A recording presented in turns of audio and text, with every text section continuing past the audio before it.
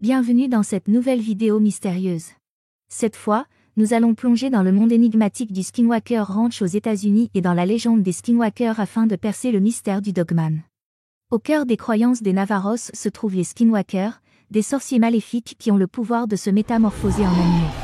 Ces récits troublants sont profondément ancrés dans la conscience du peuple Navajos, et ils sont bien connus au sein de leur culture.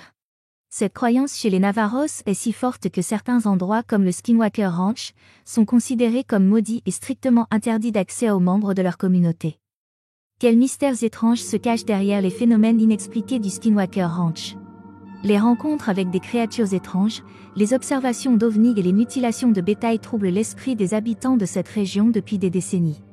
Et que dire de la légende du Dogman très présente dans cette région des États-Unis, ces mystérieuses créatures mi-homme mi-loup qui semblent hanter les récits de témoins à travers le monde.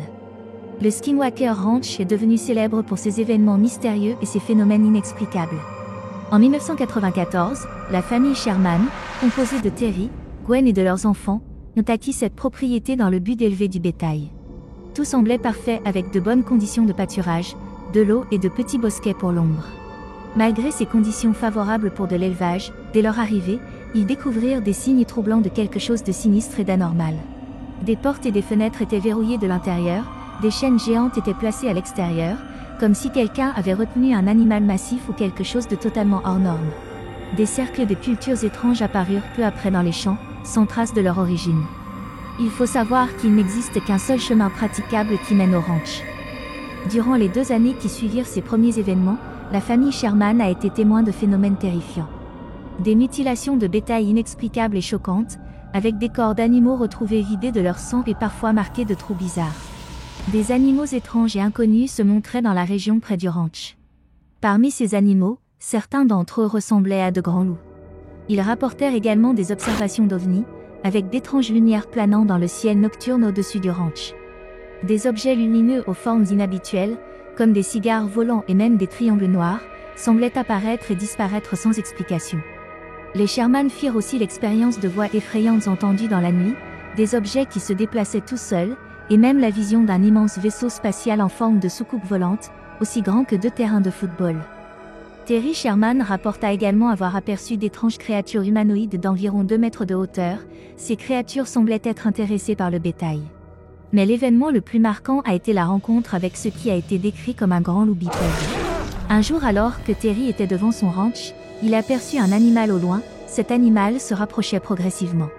Terry pensa d'abord à un coyote étant donné l'abondance de cet animal dans cette région, mais au fur et à mesure que l'animal se rapprochait, il était clair que ce n'était pas un coyote mais plutôt un loup.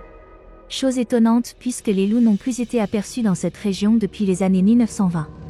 Le loup au pelage sombre arriva au niveau de l'homme et Terry se mit à le caresser mais l'animal détourna rapidement l'attention pour se diriger vers l'enclos. Une fois arrivé devant l'enclos qui était fermé, le loup se mit à se dresser sur ses 2 pattes arrière et à tendre ses bras vers une vache en tentant de l'attraper. Le loup bipède ne semblait pas du tout concerné par la présence de Terry qui observait la scène complètement dérouté. Au fur et à mesure que les minutes passaient, l'animal se montrait de plus en plus agressif et téméraire. Terry cria alors en direction de la créature, celle-ci le regarda et continua à tirer les vaches vers elle comme si de rien n'était. Terry perdit patience et sortit son revolver, il tira le premier coup en l'air, sans succès, la bête ne semblait pas du tout apeurée. La deuxième détonation toucha la créature de plein fouet mais celle-ci ne bougea pas d'un pouce, comme si la balle n'avait eu aucun effet sur elle. Terry se rapprocha alors tout en tirant sur la créature qui semblait tout simplement insensible. Le dernier coup toucha la créature à bout portant, elle recula légèrement puis reprit son entreprise. Terry, prêt à tout pour protéger son troupeau qui valait une coquette somme d'une dizaine de milliers de dollars, courra à son véhicule pour se munir de son fusil. Terry était un très bon tireur, l'un des meilleurs du coin. Il tira le premier coup depuis son véhicule mais encore une fois, la bête ne réagissait pas. Il se rapprocha alors rapidement en tirant sur la créature, celle-ci trébuchait mais ne semblait pas être blessée par les cartouches de fusil. Terry se rapprocha alors le plus près possible de la créature et lui déchargea une cartouche, canon du fusil sur la peau de la bête. Ce dernier coup fit tomber l'animal et lui arracha un bout de chair. La créature se remit rapidement sur ses 4 pattes et détala à grande vitesse. Terry ramassa le morceau de chair et l'examina, il remarqua que la chair semblait être en putréfaction comme si elle était pourrie. Il fit le tour des habitants proches de son ranch et leur montra le morceau de chair, mais personne ne put avancer une explication sur l'origine de cette créature. Cette histoire fait écho avec une autre histoire. 3 années avant cet événement, 2 chasseurs aguerris avaient raconté avoir été poursuivis par des grands loups alors qu'ils chassaient le gibier. Ces événements ont été si déroutants et terrifiants pour la famille Sherman qu'elle quitta finalement le ranch en 1996, en cherchant à échapper à cette série de phénomènes inexpliqués et totalement dingues. Le Skinwalker Ranch est devenu depuis cet événement un synonyme de mystère et d'étrangeté, attirant l'attention de chercheurs, de scientifiques et de passionnés du paranormal. Mais les questions demeurent, quelle est l'origine de ces étranges événements? Quel lien pourraient-ils avoir avec les croyances ancestrales des Navaros et les légendes des Skinwalkers? Selon les récits et les croyances des Navaros, les Skinwalkers sont des sorciers humains et grands adeptes de magie noire qui ont choisi un chemin sinistre pour acquérir leur pouvoir. Pour devenir un Skinwalker, un sorcier doit commettre des atrocités horribles, telles que le meurtre d'un membre de sa propre famille ou d'autres choses couramment évoquées dans les rituels de magie noire. C'est en accomplissant ces actes malveillants qu'ils obtiennent leur statut, ils deviennent ainsi les sombres artisans du mal. Leur capacité à se métamorphoser en différentes créatures est l'une des caractéristiques les plus troublantes des Skinwalkers. Ils sont connus pour se transformer en animaux comme les renards et les coyotes, mais la forme de loup est la plus répandue de toutes. Ces créatures hybrides, ni humaines, ni animales, suscitent à la fois la crainte et l'horreur dans l'imaginaire des Navaros. Une particularité étonnante des Skinwalkers est leur capacité à voyager entre les mondes par des portes magiques. Selon les croyances de la région, l'une de ces portes magiques est située dans le canyon d'Antelope, en Arizona. Les Navaros considèrent ce canyon comme une porte entre les mondes. Cette croyance renforce le lien entre les Skinwalkers et ce lieu mystique. Des guides Navaros racontent que les Skinwalkers se déplacent à travers ces portes magiques pour atteindre leur destination, donnant lieu à de nombreuses rencontres étranges et inexplicables. Les récits d'apparitions de créatures monstrueuses et de phénomènes surnaturels autour du canyon d'Antelope sont devenus des sujets de discussion tabous chez les Navaros, qui préfèrent ne pas évoquer ces êtres maléfiques avec des étrangers. Le lien entre les légendes des Skinwalkers et les événements mystérieux du Skinwalker Ranch est indéniable. La présence de phénomènes inexpliqués, les mutilations de bétail, les observations d'ovnis et les rencontres avec des créatures étranges dans la région correspondent étonnamment aux récits ancestraux des Navaros. Mais qu'en est-il des légendes des Dogman, ces mystérieuses créatures mi-homme mi-loup qui continuent de hanter les récits de témoins à travers le monde? Tout d'abord, les récits de rencontres avec des créatures étranges au Skinwalker Ranch font l'écho aux transformations des Skinwalkers en animaux, en particulier en loups. Les Navaros considèrent les Skinwalkers comme des sorciers maléfiques qui peuvent se métamorphoser en divers animaux, mais les transformations en loups sont les plus courantes. Cela correspond étonnamment aux témoignages de rencontres avec des Dogman, des créatures mi-homme mi-loup dont les apparitions sont signalées dans le monde entier. Les similitudes entre ces récits renforcent l'idée que les légendes des Skinwalkers chez les Navaros pourraient être liées au phénomène du Dogman et aux animaux étranges, dont un grand loup insensible aux balles et aux cartouches de fusil au Skinwalker Ranch en 1994.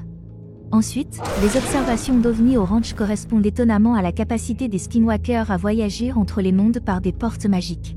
Les Navaros croient que les Skinwalkers peuvent accéder à d'autres dimensions en empruntant des portes magiques disséminées dans le paysage, et le canyon d'Antelope, en Arizona est réputé pour en être une.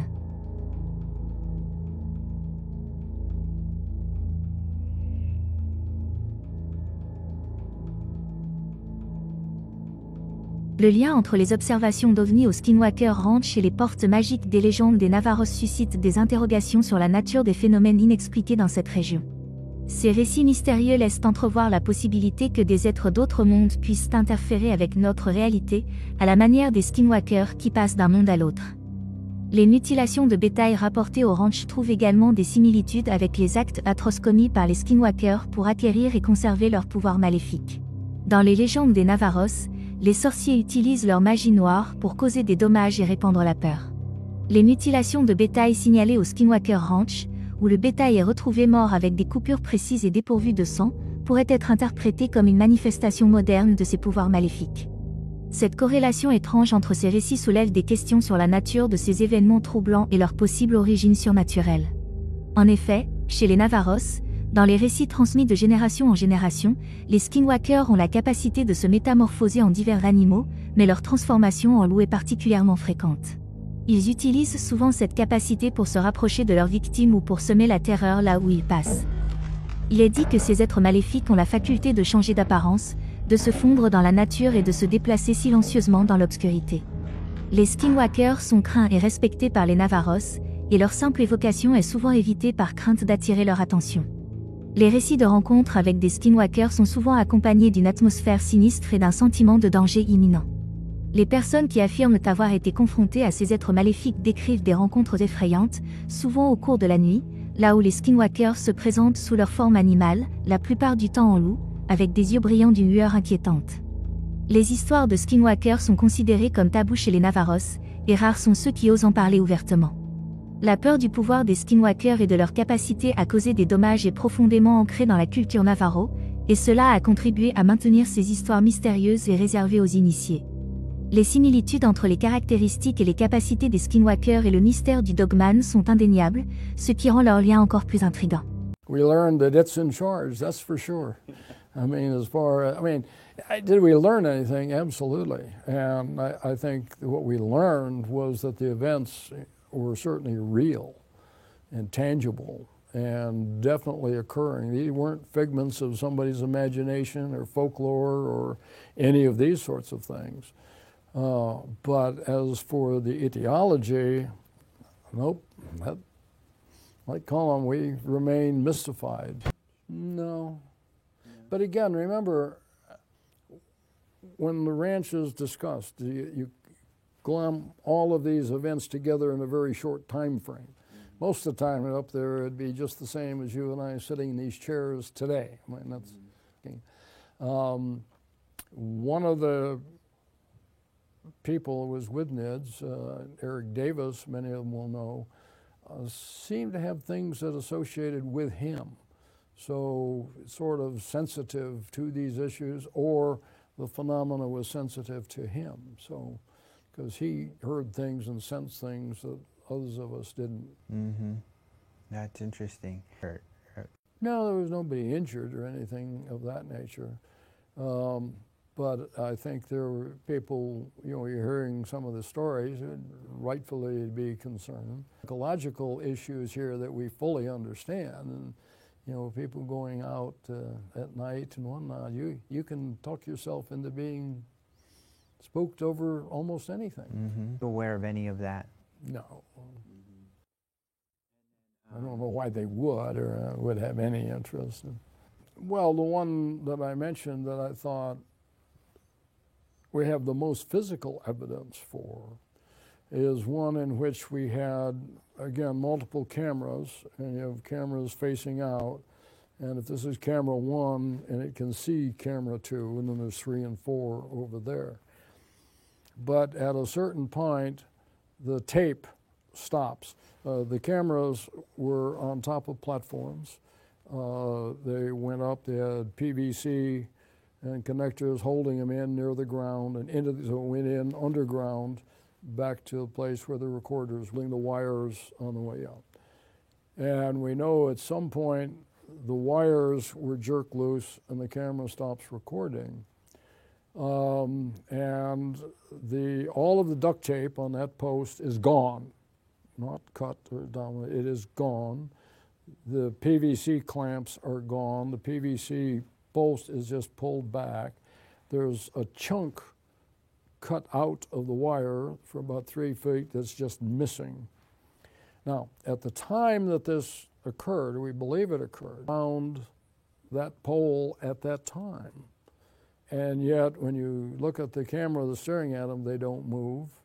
We looked at, could you sneak up behind the one pole out of camera range? The answer is really no. But more importantly, anytime a person got close to cattle, they'd scatter anyway. And you see absolutely no reaction from them whatsoever. And yeah, we absolutely know that this extensive damage took place. And, freeze frame, when we're doing frames at the second and the third between frames running continuously. So, to do all that in the second and the third is quite remarkable. It was done. You have no idea how it could be done. And we looked at, it came up with no theoretical probabilities of a way to accomplish. What might be going on? Do you? Well, again, I would take you back. It's the precognitive sentient phenomena, because that's one event. equally spread out over time and space, equally different in the way that the presentation took place. So you end up with the trickster. I have no idea. I mean, and when you get into that, postulating almost anything is possible, but we do not have any solid evidence that supports any of the theoretical postulates. It's certainly a mystery, there's no doubt about that.